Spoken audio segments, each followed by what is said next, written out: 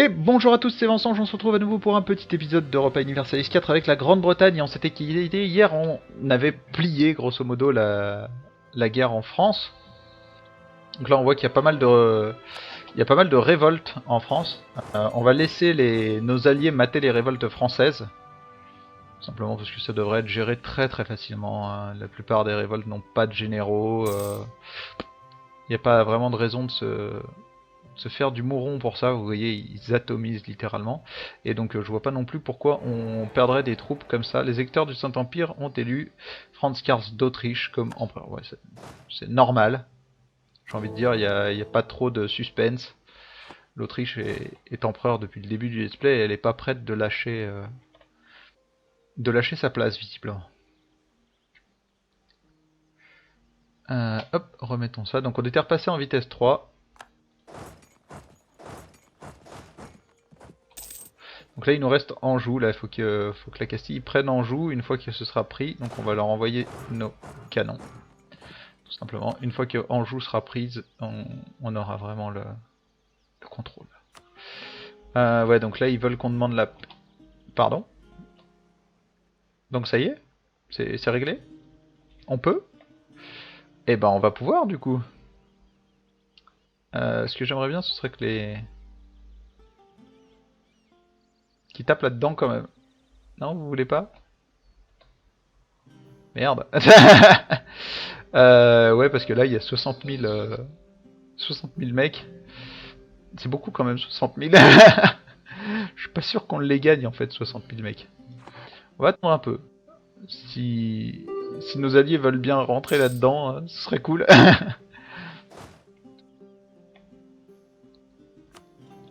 Parce que j'ai pas trop envie de me taper d'être obligé d'aller chercher les 60 000 pèlerins là.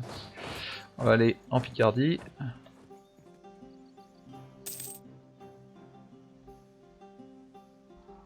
Autant attaquer les 18 000 Français ici, ça me fait pas peur. Mais alors pas peur du tout.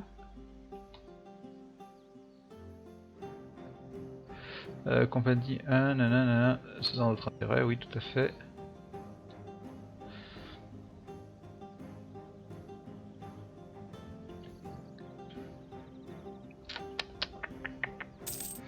Reine Grande-Bretagne occupe la province de Picardie. Oui, tout à fait.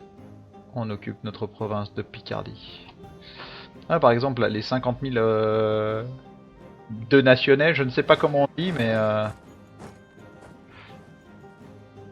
Français a conclu une alliance avec... C'est une blague? Genre les Antilles sont... Bah non, pourtant, Antilles est une colonie de la France. Ah, tout ça c'est...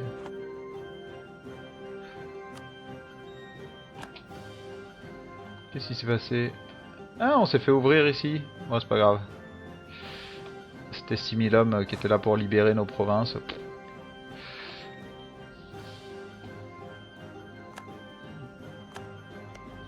Et donc du coup la France va se retrouver certainement en guerre contre ses colonies en plus en sortant. Ça va être génial. J'adore. Et bah voilà. La République des Deux-Nations est venue libérer cette histoire. Bon bah du coup maintenant on peut demander la paix et on récupère la totalité. Donc nous négocions pour notre alliance. On récupère l'île de France. La Castille récupère l'Austrie, la Castille, la Cantabrie, le Burgos, la Rioja, la Castille... non, la Castille, non, le Galice et le Léon. La France nous verse 682 pièces d'or, dont nous allons toucher 212 pièces d'or. Ça nous coûte 230 points de diplomatie, donc on va se retrouver en négatif. En tant que défenseur, voilà, on se retrouve à 46 voilà, donc on se retrouve avec une petite coalition, mais qui va vite s'estomper normalement. Notamment, en fait, la coalition devrait être estompée avant que la France sorte de machin, comment ça s'appelle? Sorte de trêve avec nous. Voilà. Donc on récupère pas mal de prestige, donc 7.1. La France perd pas mal de prestige, on récupère 49 de démonstration de force, ça c'est génial, et la France en perd 48. Sa population attend à ce que l'ennemi, et donc la Castille est super contente, mais c'est normal. Ouais, nous doit un point de faveur. Les mecs, vous êtes avec nous, hein, donc déstressés. Euh, voilà, et donc on va récupérer 29,6% d'expansion agressive. Et bim, voilà, c'est réglé. Et donc là, on n'a plus qu'à légitimer l'île de France. Et ça, c'est juste génial. Parce que l'île de France... Bon, on aurait... on serait en... On serait en... Comment ça s'appelle? En Iron Man, on aurait eu le succès Une nuit à Paris. A Night in Paris. Voilà, donc là, les 13 colonies qui se rebellent un peu... Il va falloir vous calmer, les mecs. Parce que je vous rappelle que... Hein, vous avez beau... mais... Poupougne. Vous êtes quand même notre colonie. Donc voilà, donc du coup, là, si je regarde la carte diplomatique, voilà, donc tout ça, en fait, c'est sous notre commandement. Hein, nous dirigeons le pays grâce à une union personnelle. La seule chose qui est un peu dommageable, donc soutien à l'indépendance du Mexique français. ils veulent tous qu'on soutienne leur indépendance. Donc eux, ils ont craqué depuis des années. Hein. Mariage royal avec eux, bien évidemment. Soutien à l'indépendance de la Louisiane, des Antilles, etc. On pourrait encore mettre des pépites à la France juste pour ça.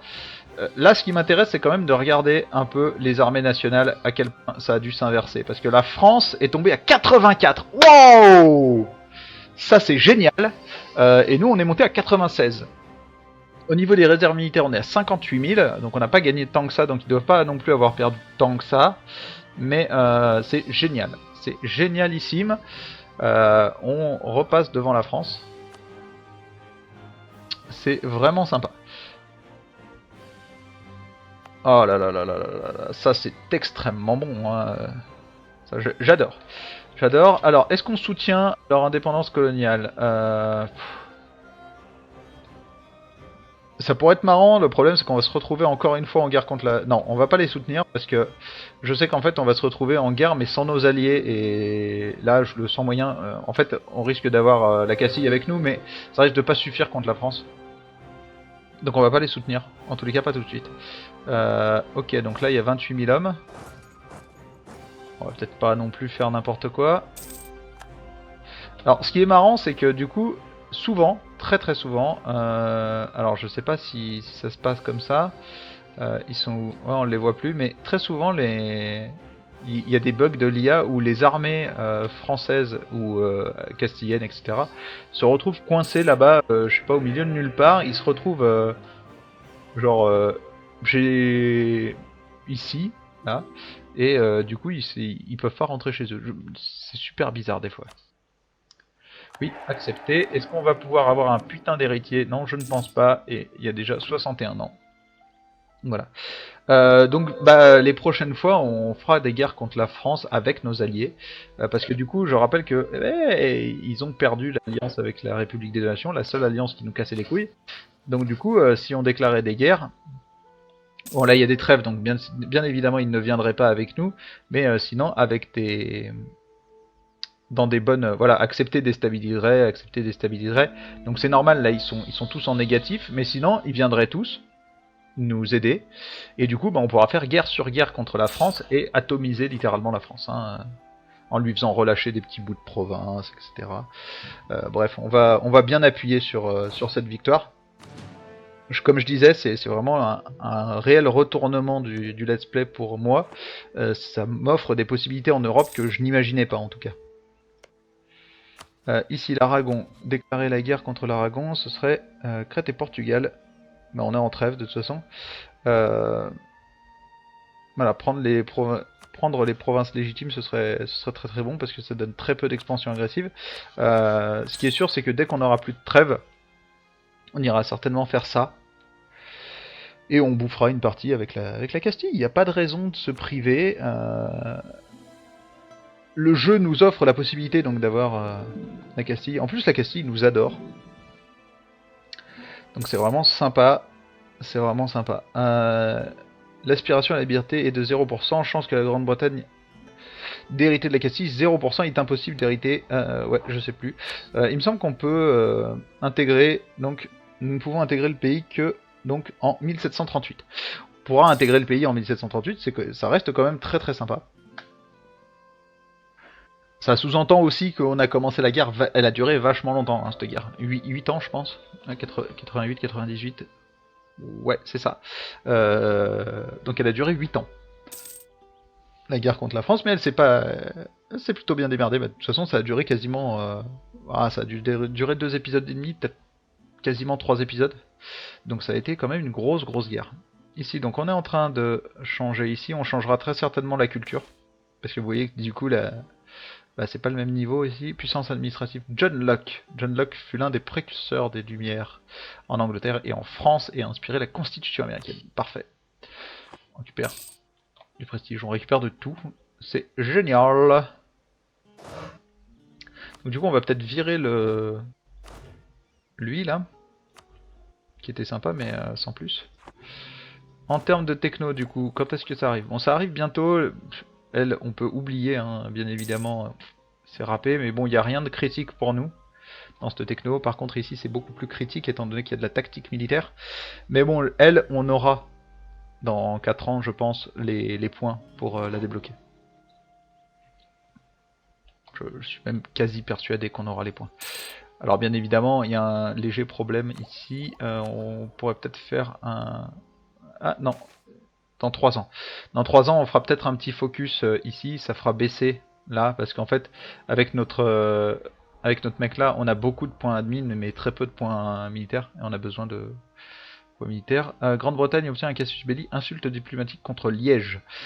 Ouais, alors on va essayer d'augmenter, ça va faire augmenter nos... Vous voyez, ça fait augmenter auprès de tout le monde, en fait, tout le monde nous aime mieux.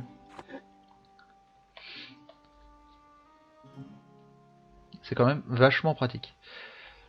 Bon, je suis quand même super content hein, d'avoir réussi cette guerre parce que elle n'était pas gagnée au moment où on avait vraiment un gros avantage, mais il fallait vraiment que la République des Nations se bouge le fion et elle a mis quand même longtemps à se décider à bouger. En plus, avec mon erreur ici de me faire choper les deux armées coup sur coup, mes 2 armées de 20 000 hommes, ça a vraiment fait mal. J'aurais dû être beaucoup plus attentif, mais bon. Voilà. Donc voilà, donc là, ça se finira en 98, donc cette revendication. Ce qui est sûr, c'est qu'une fois que ça va être revendiqué, on va faire le coup... on va faire la conversion culturelle, parce que autant ici, ça me va, c'est pas non plus ouf. Bon, je peux le faire encore, ici, il y a de la conversion culturelle possible. Je sais même pas combien ça coûte en fait de... Ouais non, c'est 75 et 75. Je pense pas que ça vaille le coup en fait de passer en culture anglaise ici. Ce qui est sûr, c'est qu'il me semble que la culture écossaise appartient toujours à la sphère de culture britannique, donc c'est bon. Et les trucs anglaises, ok. Là, bon, c'est Castillane, etc. Bon, Castillane... ça risque d'être suffisamment violent pour que ce soit accepté chez nous, mais quand on intégrera. Mais bon, ça c'est quand même dans pas mal de temps. On aura le temps de voir venir. Ce qui est sûr, c'est qu'ici, française, c'est pas accepté en fait en Grande-Bretagne. Donc du coup, la modification des réserves locales, elle est ridicule. La puissance des missionnaires, la modification d'infos, bref, on perd énormément de choses. Notamment en plus, vu qu'on a de l'autonomie locale à fond, c'est assez violent quoi. D'ailleurs, une des possibilités qu'on aurait, ce serait de les forcer à se rebeller. Ouais, ça peut être vraiment sympa ça. Non, ça on va attendre, il me faut cette techno là. On prendra ça après. Ouais, on va essayer de les forcer à se rebeller, c'est-à-dire qu'on va baisser leur autonomie. Voilà, comme ça, ça remonte. Du coup, ça va descendre encore plus vite. Puisque là on perd 0,15 chaque mois, mais ça va descendre encore plus vite. Et là, ce qui va se passer, c'est que ils vont finir par se rebeller, hein, bien évidemment. Et normalement, ça devrait se rebeller assez rapidement. Dans 6 ans, 6,5 ans. Ah ouais, c'est quand même beaucoup. Nous pouvons déclarer de nouveau la guerre à Württemberg. Rien à foutre. Avec eux, on a une trêve jusqu'en 1702. Non, 1710. Ouais, donc encore pendant 13 ans. Et c'est pas mal parce que ça va nous laisser le temps de descendre un peu. Alors c'est pas ici, c'est ici. Voilà, notre expansion agressive qui est quand même assez violente. 49, 49, donc là ça va.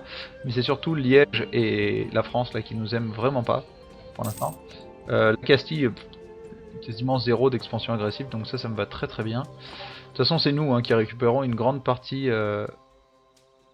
La France a officiellement fait de la République des Deux Nations son rival. France, tu cherches les emmerdes. Là tu cherches très, très sincèrement les emmerdes. Hein. Ouais, donc là on pourrait, mais ah, la France est alliée. Tu cherches tellement la merde, la France. Bon, bien évidemment, ils ne rejoindraient pas, mais voilà quoi. Ouais. Bon, du coup, nous on peut continuer, donc on va refaire des armées. Parce que c'est sympa. Et puis ça nous permettra d'augmenter un peu notre puissance par rapport à aux 13 colonies qui pour l'instant sont franchement pas terribles. Donc du coup on pourrait se remettre à coloniser ici, continuer à faire grossir les 13 colonies, mais pas sûr que ce soit le plus intéressant étant donné que c'est un peu la douce quand même. Non, là ce que je vais faire c'est peut-être un... Alors c'est où? C'est ici. On va faire politique de coexistence avec les indigènes. Donc ça va diminuer notre stabilité de 1. Bon, c'est pas grave.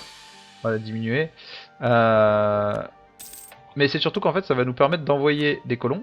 Hop, comme ça. Et en fait, ils se rebelleront jamais. Donc on n'a pas besoin d'envoyer de troupes dessus. Et ça, c'est quand même cool.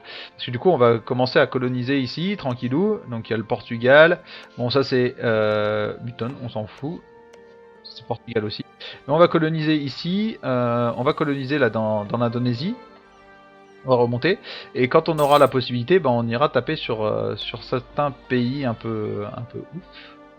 Ah, c'est Malacca qui est en train de coloniser, notamment peut-être le Wu, etc. Ou ici la Brunei qui a pas l'air d'être une super nation, j'ai l'impression. Donc voilà, donc on essaiera d'aller taper un peu là-dessus, peut-être taper sur le Japon. Bref, essayer de se faire un petit truc, notamment ici. Il y a une province ici et ici qui m'intéresse beaucoup parce qu'elles sont très bien développées. Et en fait, si on regarde, contrairement à coloniser de l'autre côté, donc côté États-Unis, où toutes les provinces sont très pauvres, récupérer et faire la guerre comme ça là de ce côté-là, ça peut être très avantageux parce qu'ils ont quand même quelques technos de moins que nous, notamment certains qui sont très en retard. 18 c'est très en retard. Malacca est aussi assez en retard. Bref, ça peut faire des guerres assez faciles, on va dire relativement faciles à gagner, et récupérer comme ça des provinces qui peuvent être très riches.